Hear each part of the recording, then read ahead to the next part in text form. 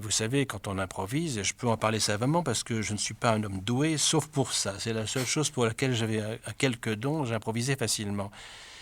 Eh bien, quand on improvise, il vous vient des tas de choses à l'esprit. C'est justement la qualité de l'improvisateur, c'est de jouer tout de suite sans réfléchir. Il ne sait pas lui-même 30 secondes avant ce qu'il va faire. Et à certains moments, on a des sommeils. On est fatigué et on vit sur sa vieille graisse, c'est-à-dire sur les choses qu'on a apprises quand on était jeune. Alors on enchaîne des harmonies qui appartiennent à Schumann, qui appartiennent à Mozart, qui appartiennent à Debussy, qui appartiennent à n'importe qui, et qui ne sont pas originales. Il faut bien le temps de penser à la registration qu'on va faire, à la rentrée de thème qu'on va faire, et peut-être le temps de préparer un rythme merveilleux. Et on se repose pendant le cerveau pendant quelques secondes, et là il y a un déchet. Et c'est inévitable. Est-ce que vous êtes arrivé d'avoir des enregistrements et de vous réécouter improvisant?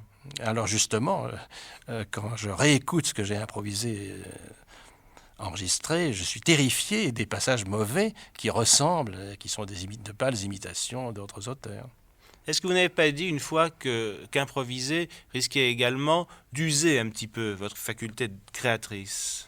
Oui, c'est très fatigant, figurez-vous, et si on s'y donne tout entier, comme j'essaye de le faire, après on n'a plus envie de composer. La flamme est partie. C'est inexplicable, mais c'est ainsi. Vous avez commencé à quelle époque ce travail d'improvisation régulier lié au culte catholique? Bien, j'ai d'abord commencé à improviser au piano quand j'étais enfant, comme ça, pour m'amuser. Ensuite, quand je suis entré à la classe d'orgue de Marcel Dupré, j'ai travaillé l'improvisation méthodiquement sous sa direction.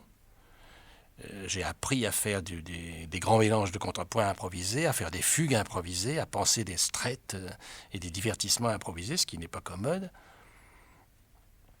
Et puis finalement, lorsque j'ai été nommé organiste à la Trinité, il y a longtemps de ça, j'avais 22 ans. Vous étiez le plus jeune organiste, je crois, de France à ce moment-là. Oui. Maintenant, je suis un des plus vieux, hélas, mes cheveux ont blanchi. Mais enfin, j'avais 22 ans quand j'ai été nommé.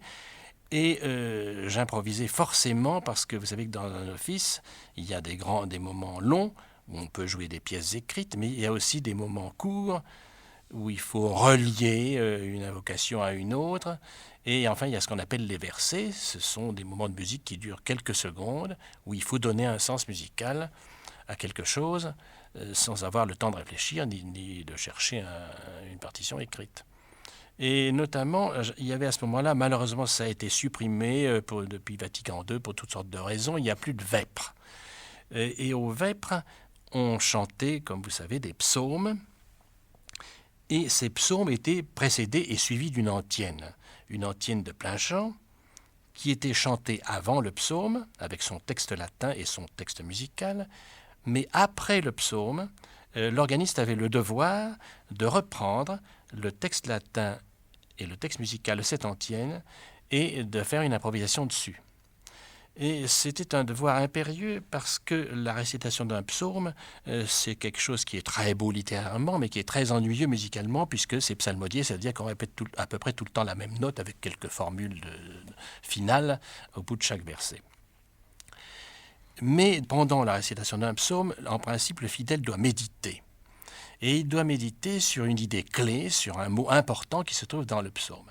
Et c'est précisément l'organiste qui était chargé de l'aider dans cette méditation, parce qu'en improvisant sur l'antienne de plein chant, je devais choisir le mot important, l'idée importante, la couleur importante, la formule mélodique importante et une registration adéquate pour exprimer cette idée clé, enfin, qui dominait l'ensemble du psaume. Par exemple, si le psaume était de profondis, il s'agissait de la profondeur, il fallait faire une registration noire, atroce, pousser des rugissements au fond d'un abîme.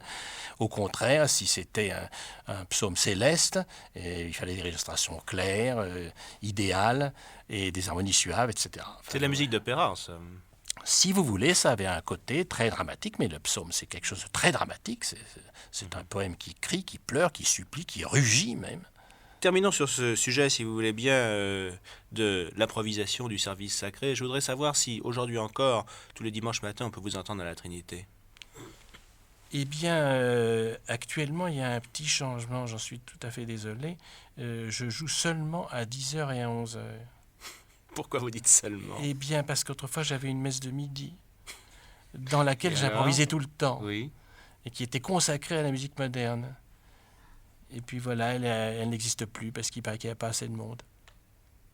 Mais les fidèles, en entendant vos improvisations, entre guillemets, modernes, est-ce qu'ils ont eu des réactions quelquefois un peu violentes? Sinon violentes, du moins, est-ce qu'ils ont été un peu gênés? Eh bien, il y a quelques 30 ans, il y avait des vieilles dames qui étaient furieuses contre moi et qui disaient que le diable était installé dans l'orgue et qui voulaient absolument m'en faire sortir, ou en tout cas me faire subir un traitement pour enlever le soufre qui collait à mes habits. Mais depuis, non, c'est très très bien accepté. C'est même plutôt le contraire maintenant. Il y a des gens qui viennent et qui regardent l'orgue obstinément parce qu'ils pensent qu'ils entendront mieux, ça ne change absolument rien à l'audition, ce qui n'est pas très poli pour le Saint-Sacrement. Et ça peut-être que ça gêne les autres de voir qu'il y a quelqu'un qui s'intéresse exagérément à la musique. Et ça vous gêne aussi un peu? Moi, ça me gêne un peu, oui. D'ailleurs, depuis plusieurs années, j'ai fermé ma porte. Personne ne peut monter à la tribune parce que je ne veux pas que les gens viennent à la messe pour moi. Ils viennent à la messe pour le Saint-Sacrement, pas pour l'organiste.